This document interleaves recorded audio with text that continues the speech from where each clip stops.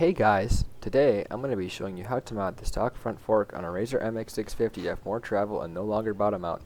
This mod will only cost $30 even if you don't have the tools. Let's get right into the mod. First, you need to flip the bike over and take the front wheel off so you can access the holes at the bottom of the front forks.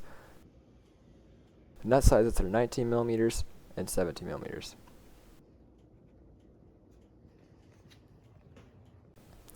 After taking off the front wheel, you can shine a light down to the front fork to see the bolt at the bottom of the fork tube. That bolt has a 5mm Allen head. Also, make sure that you keep all the front axle hardware in the same order to take it off, like this. I would recommend that you either take a few pictures of it, or lay it out like I did. These 3/8 ratchet to 5mm hex sockets I have do not fit down to the fork tube, so I need to use a screwdriver 5mm hex bit with a few long extensions instead. I would also recommend using some tape or something to hold the extensions and bit together, as I had them disconnect a few times, which made me have to flip the bike back over to get them out. I also need to take off the front brake and my wheel speed sensor to pull out the front forks after loosening the bolt inside. This needs to be done because there's not enough slack in the brake line to pull the forks out.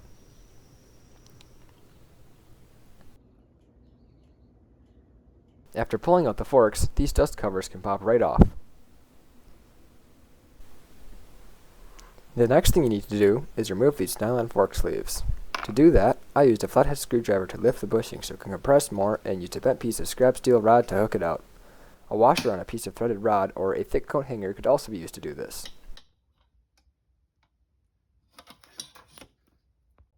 After pulling out the two nylon fork sleeves, the fork springs can be accessed.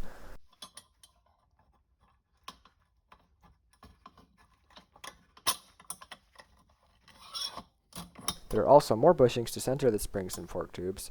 Make sure to take a picture or make note of their orientation before reinstalling them.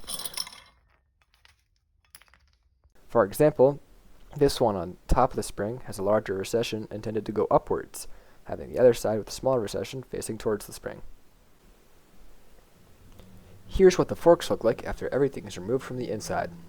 As you can see here, the new fork springs that are getting installed are roughly the same thickness and diameter, but are 1 1/4 inches longer. I got them from a local Menards for about $4 a piece. However, I could not find them online, so you'll have to take your stock spring in store for reference to find it. Because the springs are longer, they're also going to need longer bolts to hold the forks in, otherwise there will not be any increase in height. The new bolts I used are metric M8 by 1.25 with 150mm length. I also got them in store, and they are online here. You can now put the front forks back together by reverting the steps you used to take it apart. I will go over the order of this briefly. First, you reinsert this thin nylon bushing with the recessed side facing upwards. If you didn't take it out, you can skip this step. Second, you drop the new longer spring and the stock rubber dampeners in. Next, you drop in this bushing here with the smaller recession facing towards the spring. I made sure to re-grease the bushings like this one that slide as the fork compresses.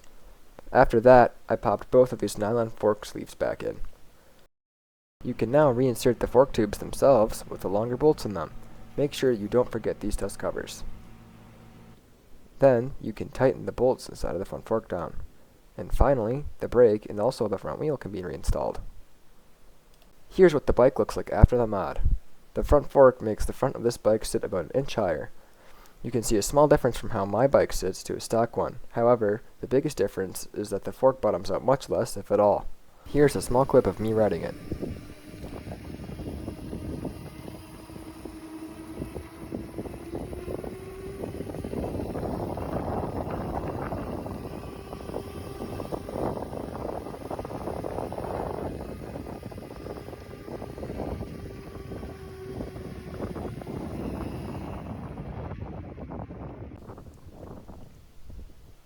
That's all for this mod.